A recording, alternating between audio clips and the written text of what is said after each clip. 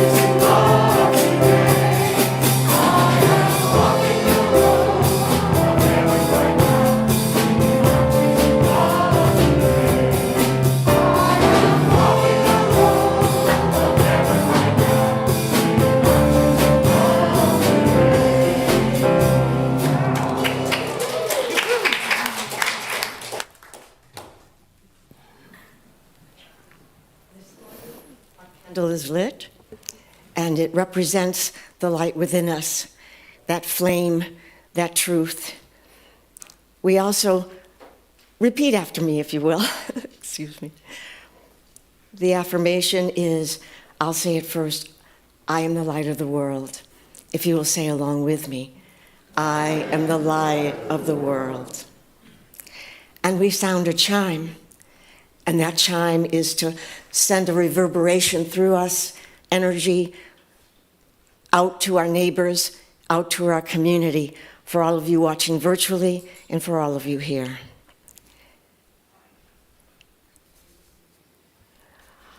The Daily Word has been around a long time, as I've said previously when I've been platform host.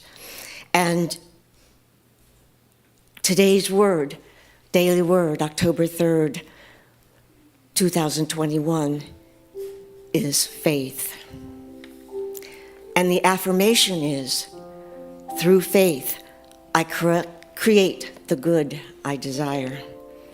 And would you say that affirmation along with me, if you will? Through faith, I create the good I desire. Faith is my guiding light. It keeps me hopeful when I am tempted to doubt, and cheerful when I might otherwise feel gloomy. Faith tells me that even when the sky appears cloudy, the sun is still shining brightly above the clouds.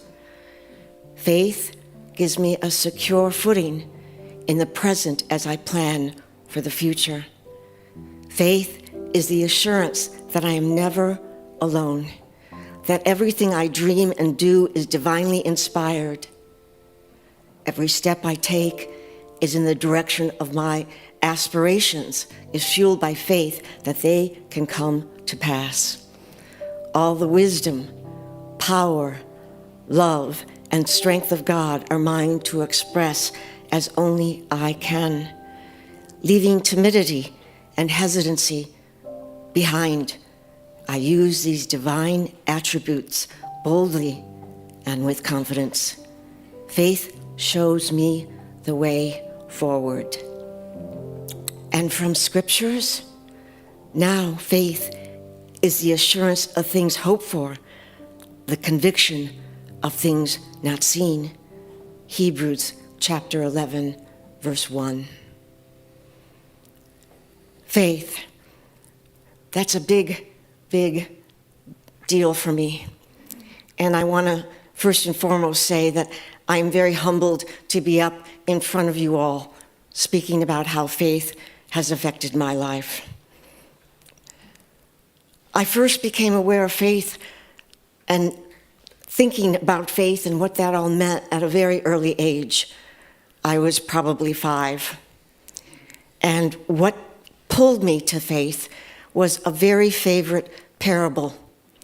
And that parable is about how faith is like a mustard seed.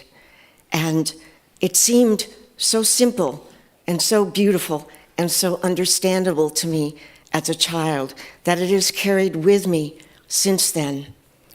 And to just show you what I got to thinking about having to do with the mustard seed is I remembered as a child, I had a charm on my charm bracelet that I wore next to my wrist, which was a little globe. And it had mustard seeds in it, and I found it. And I don't keep things, and so here it is, and it's too small to fit around my wrist right now. So it certainly was something that was beloved to me as a child. And the mustard seed is so small, so tiny, but so mighty. And the parable about the mustard seed is in various scriptures and various books in the Bible. And one of the scriptures talks about the mustard seed being planted and exploding into growth, into effect a tree that the birds were attracted to. Probably a metaphysical interpretation of a mustard plant, but I think it's beautiful. And what is symbolic to me of faith in this parable is how faith grows, how faith has to be tended. It needs watering, it needs sunlight, it needs nutrition, nutrients. So you don't leave faith alone, and I frankly don't. But am I always strong in faith? No. Do I waver? Yes. There's one quick story I want to tell you about when I was 29 years of age, and clearly the Lord was working through me. And that is, I moved to Los Angeles, and no one wanted me to move. They said, "Oh, stay put." And I said, "Well, I'm bored. I'm suffocating. I need to move." "Well, why Los Angeles?" And I said, "It's calling me." And I moved, folks, sight unseen, from a tiny little community in southwestern Michigan, and it was truly that I felt it was a phase of my journey, and that journey has unfolded beautifully, and I have had so many opportunities that I don't think I would have had if I had stayed where I was. And what I want to end on is from Matthew chapter 17, verse 20. "So assuredly, I say to you, if your faith is like a mustard seed, you will say to the mountain, 'Move from here to there,' and it will move, and nothing will be impossible for you." Thank you. Let's welcome the Unity Singers, singing the iconic tune, "Somewhere Over the Rainbow."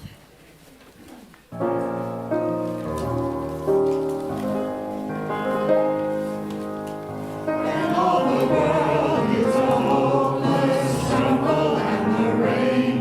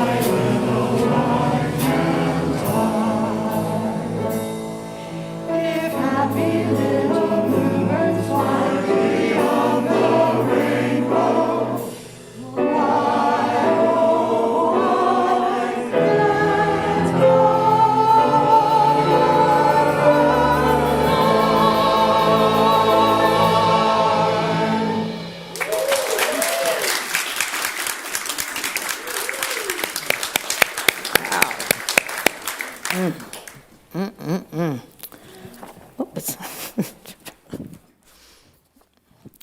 Oh my gosh.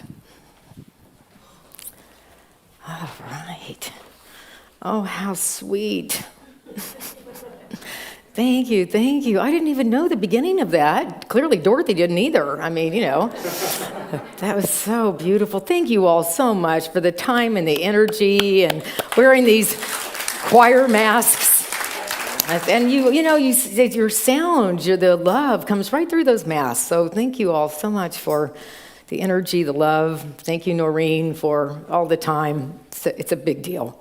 And, so many communities have really felt, that things were just not going to work with COVID, and especially choirs. So you all have really let the commitment to unity, the commitment to your own spiritual journey keep you together, and it is such a blessing to all of us. So another hand for you guys. I just love it. So amazing. So we're beginning a new month and a new journey, a new series of our own spiritual unfoldment called Over the Rainbow. The Wizard of Oz was actually produced in 1939. It was a movie that was around a book that was written in early 1900s. It had a lot of film acclaim in that it was nominated for 6 Academy Awards. Including Best Picture, but it won in 2 categories: Best Original Song, sung beautifully by the Unity Singers, Over the Rainbow, and the Best Original Score. And I think many of us know the beautiful music that came out of this movie, and we will be featuring it this month in many different ways, and even the films that came after The Wizard of Oz, The Wiz, and Wicked, and all of the different gyrations of this story. But it had its biggest sort of, acclaim from the 1956 TV broadcast that really made it popular. And it is, from the Library of Congress, the most seen film in movie history. So it is, anyone not seen The Wizard of Oz? It has...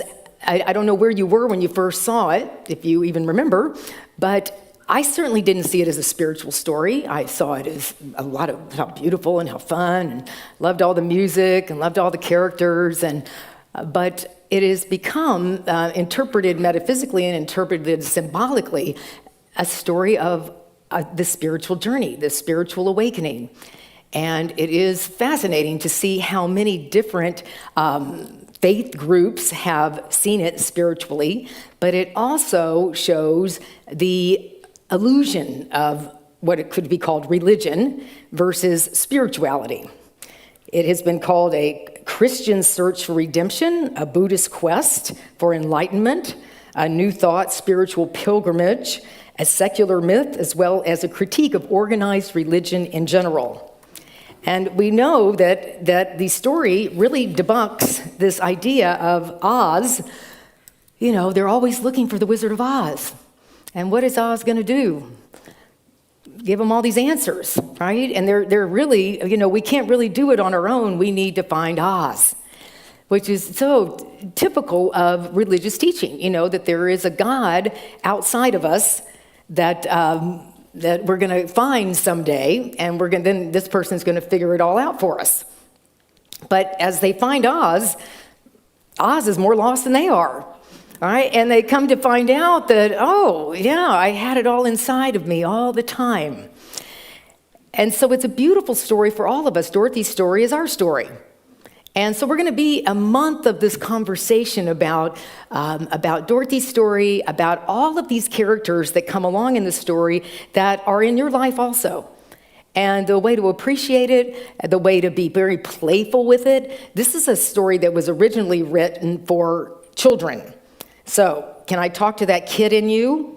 Mm-hmm. So why don't we take off the hat of that, person that's following the to-do list and, all the, taxes, and I got to do with this, and put on the hat with the little spinning wheel or the unicorn or the colors coming out of it, and you can visualize that. But the kid in you is the risk taker, as Deborah talked about so well. So the story that the talk title today is "There's No Place Like Home."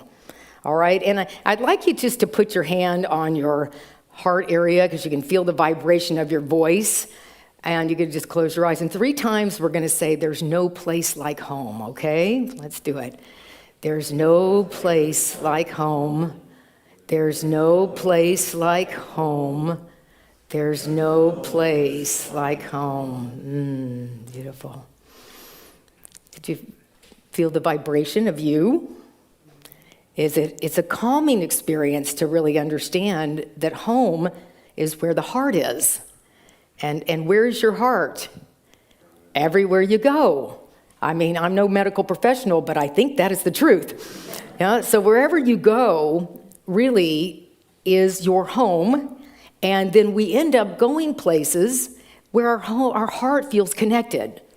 That's why your home that you live in, you create it, you choose it because you feel connected there. This is a home for all of us that are here, our spiritual home. And we, love it and we support it and people sing here and people, have awakenings here and insights here because of the energy, because your heart's here. But home is an interesting experience because we can get confused about what home is. And so my question to us in this conversation is to ask ourselves, what is home to me? What is home to me? Yeah. So Dorothy's journey is the journey of the hero, and it is the journey of all of us.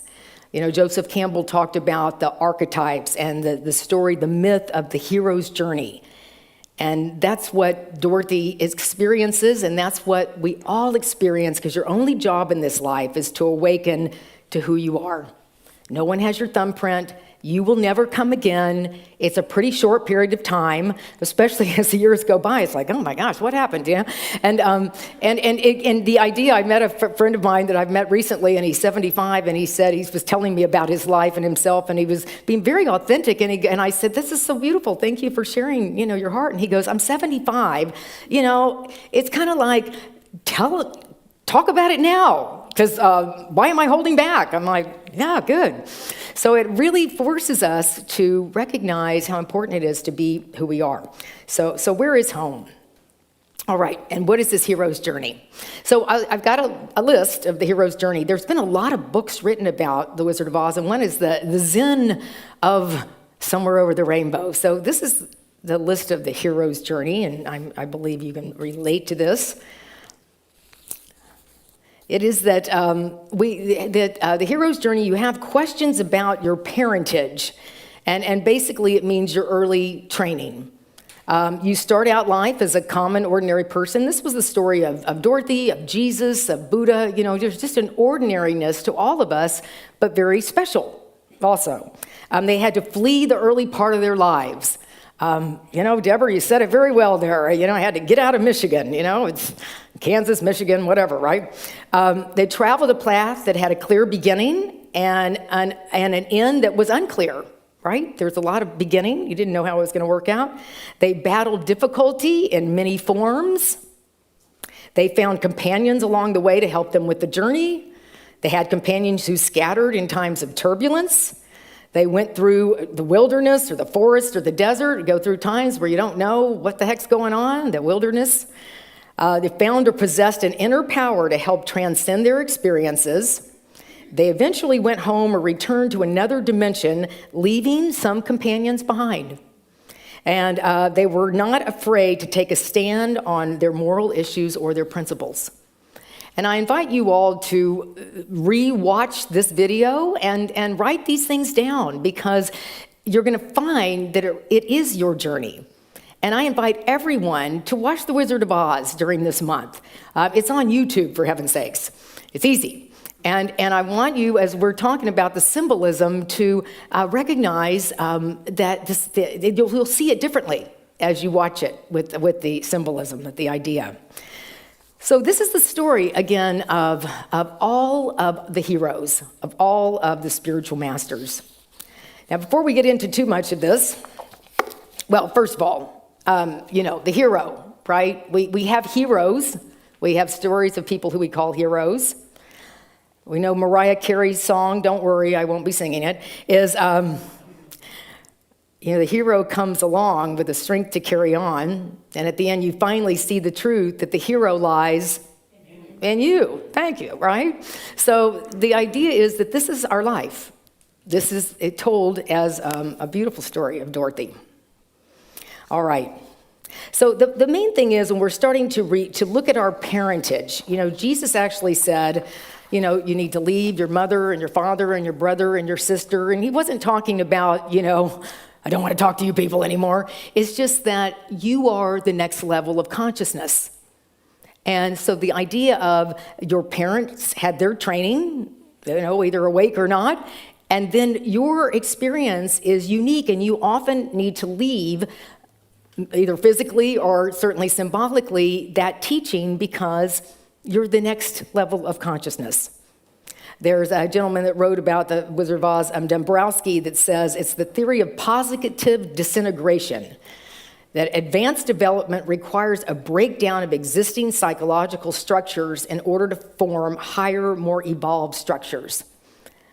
Anybody, it's a very weird world when you leave the structure of what you've known. I know I was going to Unity for a long time. I grew up Episcopal, and I always remember everybody smelled good. Okay, I was always like, okay, there might be more to spirituality. But anyway, everybody smelled good. They were really nice and all this kind of thing. But I didn't have any connection to an inner insight or God, at all. And so when I came home, I was starting to go to Unity, and I found it very inspirational. And I came home to my parents' home at one point, and I told my mom, she said, do you want to go over to the Episcopal Church with me this morning? And it was so scary, but I said to her, I'd like to go to Unity. I'm part of Unity, and there's a Unity in Houston. And I thought she was going to, just fall apart, but she said, great, why don't we meet for brunch afterward? And so the uncomfortability was in me. I felt that I was dissing the family or dissing the belief system, but what I was really doing was honoring myself. It's very much, I had no idea what Deborah was going to talk about today, but it's interesting, you were honoring yourself. People said, don't go there, don't move there. But it's like, I am that I am, right? I can't do things because you don't think they're good if I have this knowing, this calling. From Scripture, it says we don't pour the new wine into the old wineskins because they burst. We have to pour new wine into new wineskins. And it's all symbolic for living your life. What is home to me? Okay, I've got to bring out some kind of a little, maybe they're groaner jokes, but I have to do it, because we have to have some laughs before we start this thing. All right, so you're already getting there. All right, so let me go back here. All right, so they say that, for heaven's sakes. All right, that the Scarecrow was one of the best characters ever in a movie. No one could hold a candle to him. Oh, yes. And they said The Wizard of Oz is the absolute chick flick because it's two women fighting over a great pair of shoes. And if you know the group Toto, anybody remember the group Toto? Yes, all right. So the Scarecrow thought he was missing a brain, and the Tin Man thought he was missing a heart. The Lion thought he was missing courage. Dorothy thought she was missing her home, but what was Toto missing? Africa. The rain's down in Africa. All right, so there you go. Oh, okay. But got you out of your head for a little bit. Okay, so let's look at leaving different, or what is the structure of home? What is our structure of home? Because most people, when you say, what is your idea of home? It might be the dwelling you live in. Right? It might be that this is my spiritual home, but it often is about a building rather than there's no place like home. So let me tell you about an experience I had that really blew my mind, but helped me remember what home really is. I think I shared with you all, Texas froze well, I didn't share, everybody shared, the news shared with you. In February of this year, Texas froze. It was bizarre, right? And my mom was in this home that they moved into in 1976 when I went to college, and had been there for over 40 years. And we were asking her to find a new home, and she was saying, no way, right? Because that was her home. That was her home, and it was falling apart, but she wasn't going to leave. So anyway, Texas froze. God works in mysterious ways, and everything was, the pipes froze, like water was coming through the ceiling, and my mom thought she could fix it, but we said, no, you need to find this new home, and she actually had a deposit down on a place that she could move. So she moved out, and I'm very grateful I wasn't in town. No, but anyway, my sister who organizes the world was there, so that was good. Anyway, so she moved, and she was catatonic when she first moved, and now she's really happy. Yeah, but at the time of letting go of that sense of home was catastrophic for her. So when we start shifting this idea of home, it can be, very uncomfortable. So then she sold that home, and she was in her new place. She sold that home, and it's on a lovely street in Houston, and developers bought it. So we knew that home was going to get torn down. So I went to Houston about a month ago, and it still gives me the chills. We went to do a little exercise, and then we were coming back, and Mom says, why don't we drive by the old home? And I went, aren't they tearing it down? She said, yeah, but let's drive by there. I'm like, man, she has a lot more courage than I do. And we went over to the street, and this was the picture of the home. It was, you see, there's a little brick wall there to the far right. This was a one-story, large U-shaped home with an atrium in the middle. Anyway, I will tell you, it still is uncomfortable for me to see this. This was 30 years, 40 years of so many memories, of so many beautiful things. And I got out and took a picture, and I took a couple of pictures, and the eeriness, the strange experience of this was our home. This was where we had our holidays and our Christmas trees and our joy, and my nieces and nephews. That was the first time I met all of these kids, and it's gone. And I just stood there, and I realized it's not gone. My memories aren't gone. My heart isn't gone. Home is where the heart is. And I realized I don't love any of these people less. Those memories aren't any different. They aren't any less significant.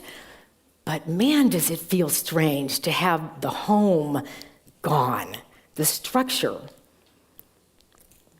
And so I invite us again, let's put our hand on our heart and let us say, there's no place like home, okay? 3 times. There's no place like home. There's no place like home. There's no place like home. Breathe into that. That's kind of what I did when I got back in the car. It's okay. And I asked my mom, and she, is kind of in and out of how she really feels about things. And I said, how are you? And she said, I feel really confused. And I said, I know, it's confusing, isn't it? She said, I feel sad. I said, I know. I said, but you love where you are, don't you? And she said, I really do. So it's this journey, right? It's the hero's journey. That was a heroic moment for her to see that things really do get better, but we leave. We leave things, and they get destroyed, as this house did, but it wasn't what we were in the first place. And so there's a real interesting insight there. Were you going to share something, Jim? Well, I was. The thing that came to me was the phrase, home is here. Home is here. Instead of, there's no place like home is here. Home is here. I love it. Home is here. It's wonderful. And it's such a shift, though this is what we're always talking about, from the outer structures of life and all the things we put in our homes and all the things we want to stay the way they are, and then they don't. But we are what we're looking for. There isn't an Oz I'm going to find someday. It's here in me. So let's just look at the symbolism of Dorothy's journey, just the beginning of it, because it's really amazing when you start seeing the symbolism. So where did Dorothy start out? Kansas. Yes, I've been traveling the world, and Anne has had a home there, yes, and it is a lovely place. Who's been to Kansas? It's lovely. It forces you to go within.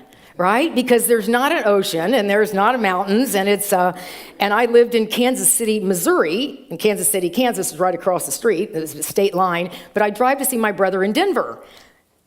And it was like, take some coffee, get some good music, because there's nothing, except for this windmill thing for energy along the way. And then when I would leave Denver, my brother would say, keep those mountains in your rear view, because the minute they're gone, there's nothing to see. So it starts in this place that in general is rather, let's say neutral, right? We won't say bleak. There could be some Kansans on our community here in our virtual, but it's an interesting place for this experience to start. All right, is that she's in Kansas and she's feeling just what Deborah was feeling. We call it divine discontent, right? She was feeling, and she didn't. Elkert Tolley hadn't been around yet, so she's still singing somewhere over the rainbow. Over there, skies are blue, and the dreams that I dream will come true. Over there, somewhere over the rainbow. But the symbolism is that she's leaving her family thinking. All right, her dog, Toto, represents our pets, really represent our intuitive nature. They represent our love. They force us to be, just people that are selfless. Right, Russ? They force you. It's like, you want to go on a walk again? All right, so they force that love to come forth. And if you'll notice, Toto was the one that did everything. He wasn't going to be captured. Miss Gulch is trying to take him away, and he jumps out of the basket. And he is barking at the scarecrow, and Dorothy says, scarecrows don't talk, but scarecrows talk in Oz. Right? And Toto's barking away, and at the end, who reveals Oz? Toto, And Toto, at the end, jumps out of the basket. This is how Dorothy thinks she's getting back to Oz.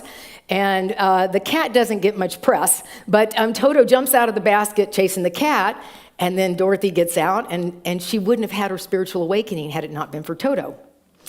So Toto, bites Miss Gulch, and Miss Gulch and Uncle Henry and Auntie Em are very concerned about this.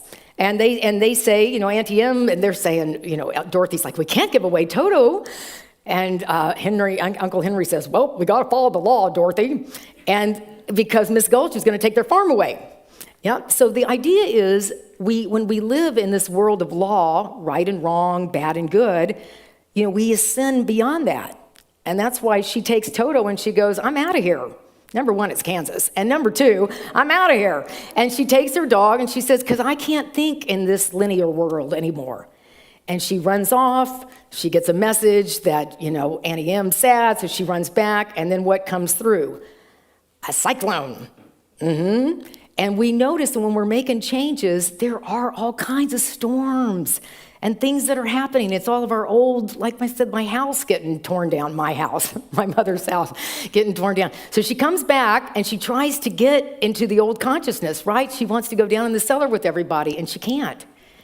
And so she goes in her room and the window hits her in the head and the window comes out and she's in her house, but the house, what happens to the house? It starts moving, and all of her past starts flying past her, the cow and the hen and the hen house and all of it. And, you can see Miss Gulch on her broom, a little bit of foreshadowing. But Miss Gulch is on the bicycle at that point. But the point is, she's lifted out of that consciousness and she ends up in Oz. And what happens when she lands in Oz? Turns into color. Y'all have seen this film. Anyway, and the idea, though, is that her consciousness has shifted. Were things better when you moved to L.A.? right? I mean, look at her mask. It's full of color. Yes. But the idea is when you take the risk, when you meet the new person after your heart's been broken, when you find some way of taking care of your body, when your body's been in pain, when you find that you are willing to see abundance, not as just a bank account, but your life, it's the color is there. The hero's journey is there. Everything is there.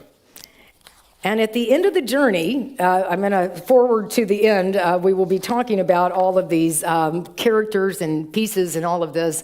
Is Dorothy finding out that it's not about the Wizard of Oz or anything. She needed she needed her community.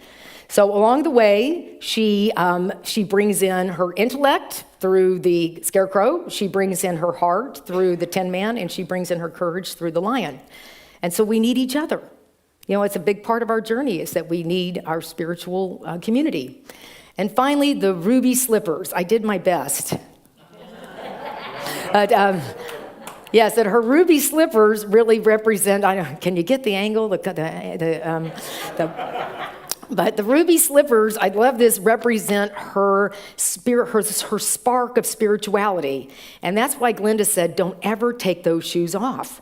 Because there where your passion is, that's where your insights is, that's where your joie de vivre, the whole idea of your aliveness is represented by those shoes. So don't take them off because they're part of you. So at the end of this yellow brick road, and the yellow brick road, we'll talk about that as we go along, really represents this journey. It becomes her mantra, follow the yellow brick road. Let's say it. Follow the yellow brick road. She keeps saying, follow the yellow brick road. And we could say, meditate every day. If affirm the abundance. Recognize, I love my pet. Whatever it is that we want to affirm, that became their mantra. Just stay on the path. All right? And at the end, when she thinks she's going to escape with the wizard, Glenda comes to her. And Glenda, of course, is her higher consciousness, and Glenda says something about that the whole film is about. So let us watch Glenda. Of course, she arrives. I still want to travel in a bubble, but I haven't quite figured that out yet. Here we go.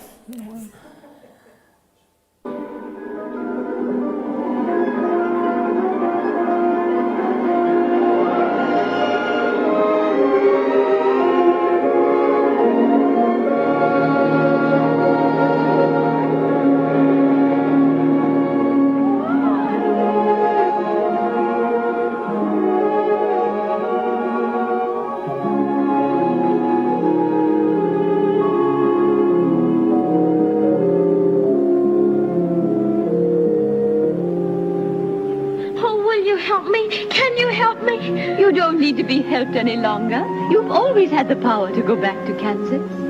I have. Then why didn't you tell her before? Because she wouldn't have believed me. She had to learn it for herself. What have you learned, Dorothy? Well, I think that it wasn't enough just to want to see Uncle Henry and Auntie Em. And it's that if I ever go looking for my heart's desire again, I won't look any further than my own backyard, because if it isn't there, I never really lost it to begin with. Is that right? That's all it is. But that's so easy. I should have thought of it for you. I should have felt it in my heart. No, she had to find it out for herself. Now those magic slippers will take you home in 2 seconds. Oh. Right, yes. And so the idea, we can hear that it's all this, why didn't you tell me before? Why didn't you know that? And this is what the hero's journey is. We have the clear beginning. I know I love being here at Unity. I know I love singing. I know I love, for me, it's been a real journey with my mother, that I get to show up differently than I did as the kid that was like, what the heck is wrong with you, right? And now I get to be there in service, really, to her. So who are we becoming? What is home to you? A home is here. A home is now. And it is a beautiful way to see all the people that accompany us along the way. So what did Dorothy learn? Yes? She learned that we have the power We have those ruby red slippers that can transport us to, if you want to go to Kansas, that's fine, but the consciousness, the places that you want to be, the sense of peace, that witches and cyclones, while bad, can be means for spiritual growth. We must learn for ourselves. Truth is not given so much as it is realized. Isn't that true? That truth is found in your own backyard, meaning it is within. That reality is very simple. I figured this out. It's not so simple. The simple is that to be still and know. We tend to make it more complicated than it need to be. Is it just me? Is it all of us? And make it a little complicated? And there's no place like home. The kingdom of heaven is not a place, but a condition. And my favorite line, I have it on my bathroom mirror, is that you had the power all along, my dear. Yes. So thank you for taking this journey along the yellow brick road with me. Give yourselves a hand for being here. And we're going to envelop and to anchor our experience by being still and knowing that home is something right here and right now, as close as our breath. And so we'll sing, I Am So Blessed, led by our lovely Ann Self, and the lyrics, if you want to read them, are up, but we'll just sing this through twice.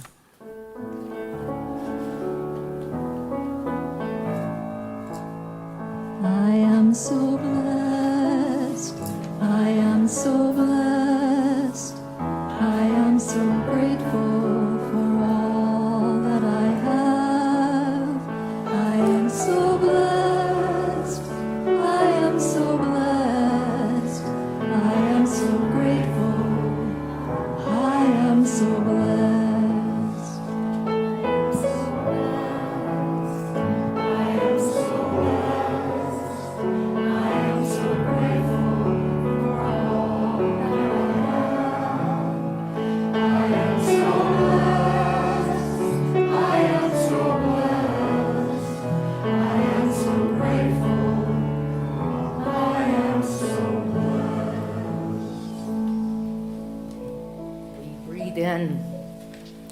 To the hero.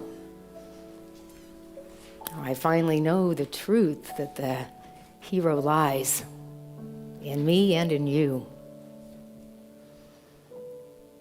And so I relax into the joy of the journey, the reason that the songs and the words of this movie bring joy to us is because it's in us. It's in us to remember that we can be seeking, or we can follow a calling, we can follow a yearning, but it is truly always about revealing something more true about ourselves. So what's really beautiful about the word home is that right in the middle of it is Om. So into our silence, let us sing together or chant together Om 3 times. It's called the Primordial Universal Vibration. So together, let's take a breath. Om.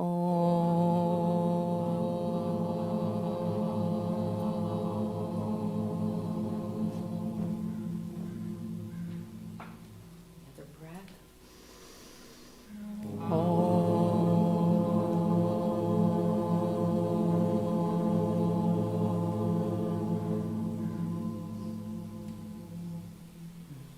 Breath.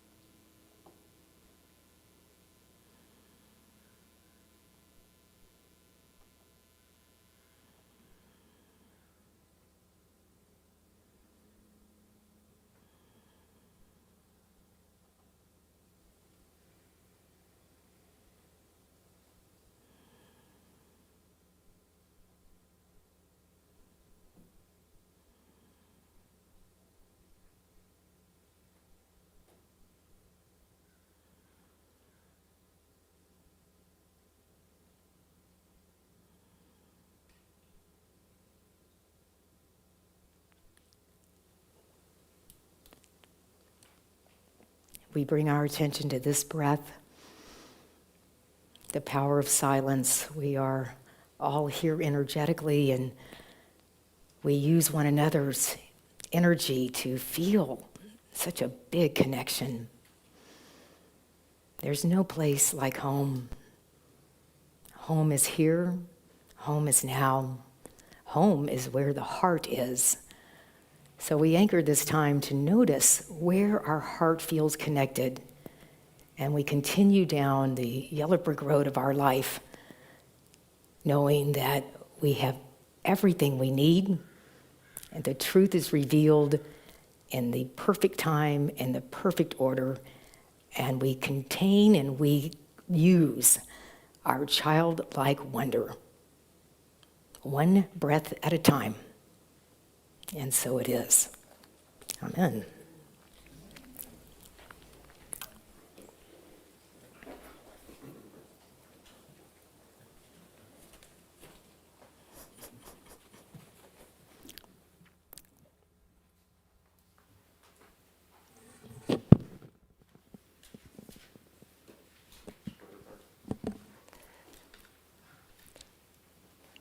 This is a time in our service where we celebrate our abundance, we celebrate our prosperity, individually, as a family unit, as the community of unity of Santa Barbara.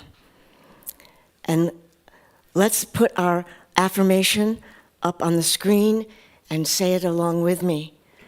I am abundance in action. I have plenty to spare and plenty to share. I was thinking back on my first visit to Unity of Santa Barbara and what I felt when I walked through the doors of this sanctuary. And I would like all of you, whether you're watching virtually or whether you're here in person, to think back on what that all meant for you. Think back on how you have moved and grown in your own spirituality, and look back on your growth, and think about Unity of Santa Barbara and how it nourishes your spirituality. And I am not in your heart at this point, but think of that through your heart, and think about what you have received from Unity of Santa Barbara and what you want to give back. There are all sorts of ways to give at Unity of Santa Barbara. There's virtually, if you're on our stream on the website, there is a donate button there. There's a donate button on YouTube. We always will accept a gift in the way of a credit card. You do that out by the abundance table with Russ. And we also would love to help you with the Givelify app. There's always that way to give. And our ushers will be coming through shortly, and you're always welcome to give that way as well.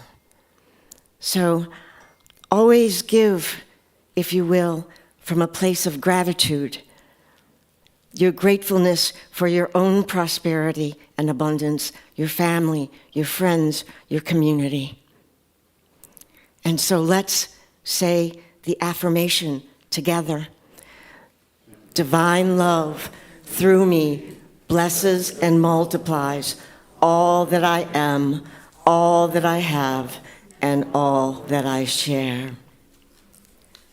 So let's hear the Unity singers sing, God is my source.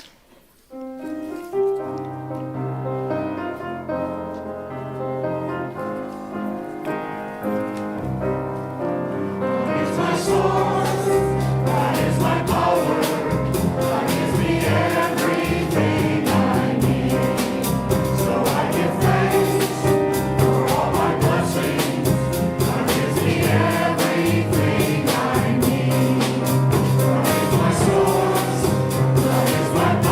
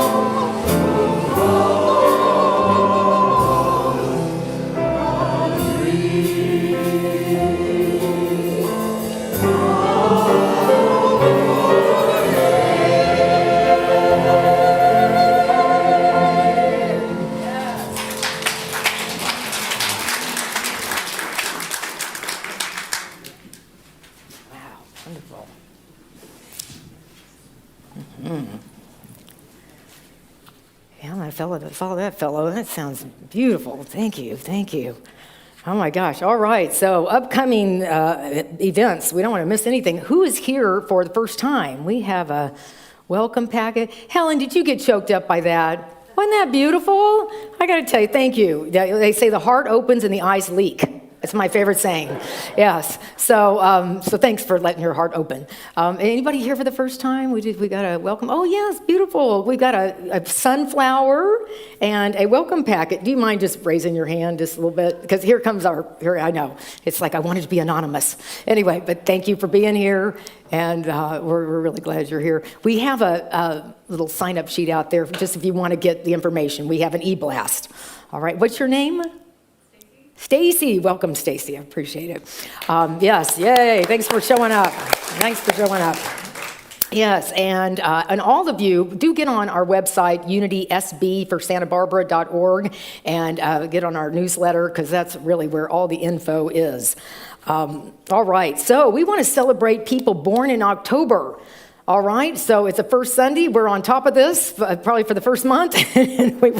So if you're born in October, if you're willing to stand, we're going to sing happy birthday for you. We're going to give you a rose. All right, here we go. And we're going to say loved ones in the place of their names, okay? Happy birthday to you. Happy birthday to you. Happy birthday, dear loved ones. Happy birthday to you. All right. That's it. That's it. Beautiful, beautiful. And Grace, thank you for picking up all of our flowers, and thank you to our ushers. My gosh. All righty. So dance night is happening on October 15th, Friday night. We want the people that have been coming forever for sure. And 7:30 is $20 a piece. We pay our DJ Scott Topper, who's on the radio. It's big fun. If you have friends that want to come, it's $50 for 3. So get your little discount. Here's one of our nights. The lights are going on. It's just extraordinary. So I think we have a little video. Oh. Who knows? Do you think so? Oh, here we go. Yeah, so we start in the light. Like that.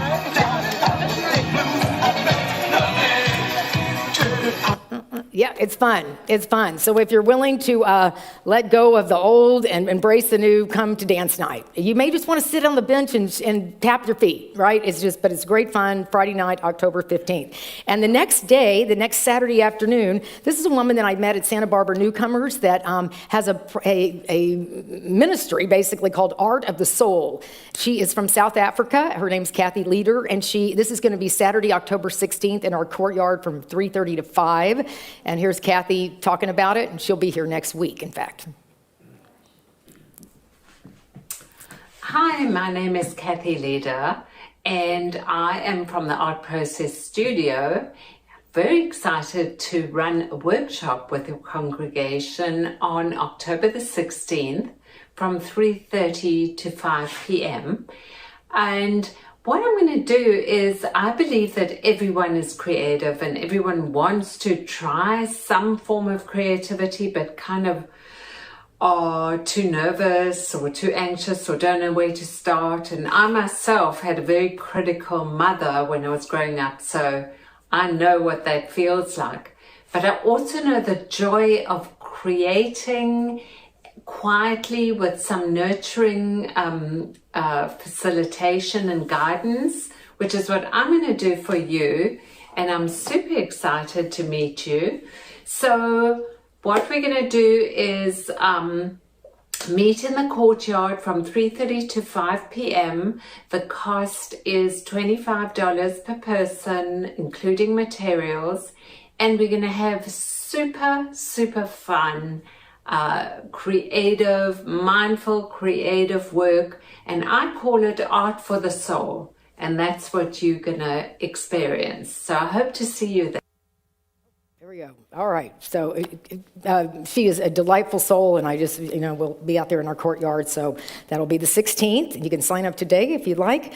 All right. I want to, oh, yes. Okay. Oh, yes. So our image was done by a local artist for Somewhere Over the Rainbow, and her name is Catrice Montgomery. And I just want to say thanks to Catrice. She had done this beautiful piece of art for a film festival, and I saw it and I thought, can you just put Unity of Santa Barbara in there and our website and our dates? And so that's Catrice. Let's give her a hand. In fact, she is out this weekend painting pianos that are going to be out on State Street.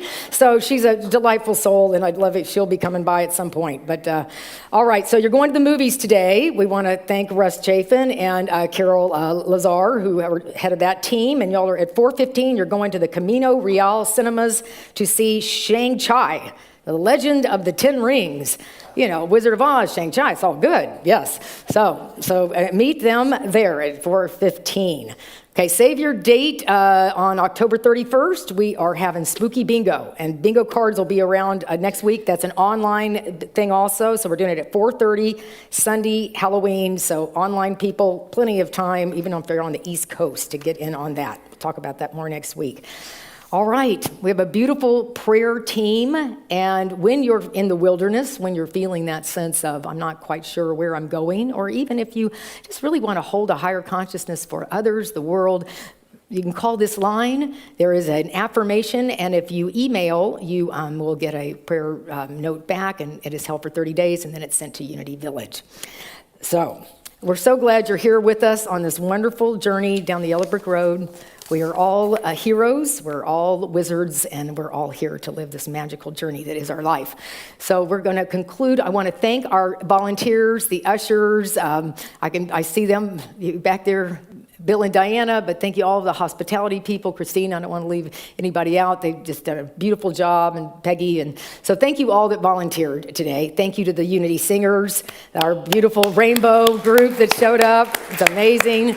And Noreen and Brendan and Rene, thank you. And then the AV folks. It would not be online if it wasn't for Spen and Penny and Gary. So thank you all. Yes, absolutely.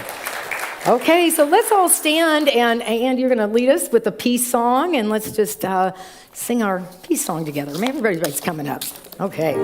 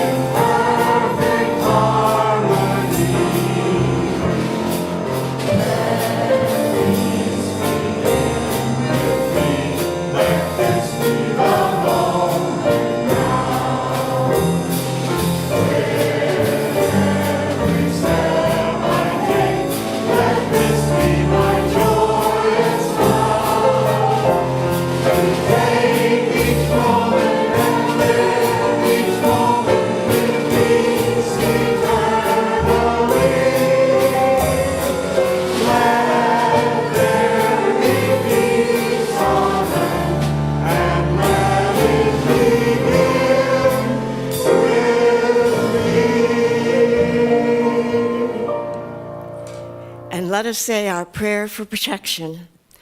The light of God surrounds us. I am that light. The love of God enfolds us. I am that love. The power of God protects us. I am that power. The presence of God watches over us. I am that presence. Wherever we are, God is, and all is well. Yeah. Go out and have a wonderful Sunday. Thank you all for being here.